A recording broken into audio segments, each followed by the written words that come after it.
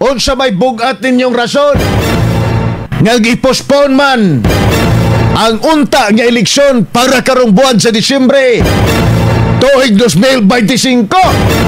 Ug unsay inyong bugat nga rason Kongreso Commission on Election gibasab Malacañang nganong kinahanglan nato nga iuswag, kinahanglan natong i-postpone, kinahanglan natong i-extend ang termino sa mga opisyalis nato dias barangay ngadto magkakasama sunod tuig Nobyembre 2026. Doon ka rin sa straight to the point. So, hindi pa hingpit magkakasama ang atong kalipay, ha?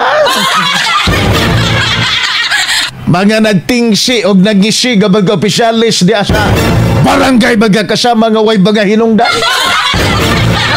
Unsay inyong rason ngano nagpanday ba mong balaod sa postponement o gamasab term extension sa mga barangay officials nato sa ato ang sa atong paggobyerno karon.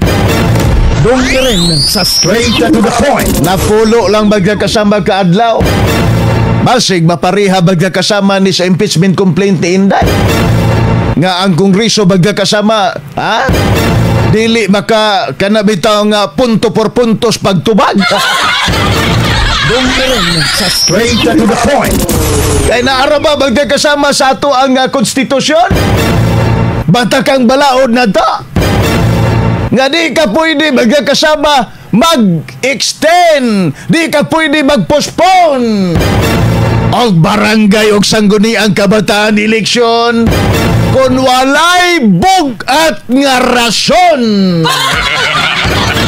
Doon ka rin sa straight to the point. Kudaw, bi, magkakasama. O sa may bugatang rason. Be, nga ang kubilik magkakasama, wa man gani mo ingon nga needed magkakasama na itong i-postpone ang eleksyon. Whereas magkakasama ang kubilik gani ning baguhay lamang nagparehistro man sa mga new registrants. Di ba? Wa may bikil magkakasama. Gagipakita ang rason ang Commission on Election. Sila-sila raman. Di ba magkakasama sa Kongreso? Nagbuot-buot nga i-extend na ito ang termino sa mga barangay masab sangguni ang kabataan officials sa tibuok magkakasama kabarangayan ng atong nasyon Pilipinas. Di ba? Doon ka rin sa straight to the point. Ug naaman magkakasama mo hatag og rason magkakasama nga i-postpone ang barangay ug sangguniang kabataan eleksyon. Ang Commission on Election dili ang Kongreso magbuot-buot.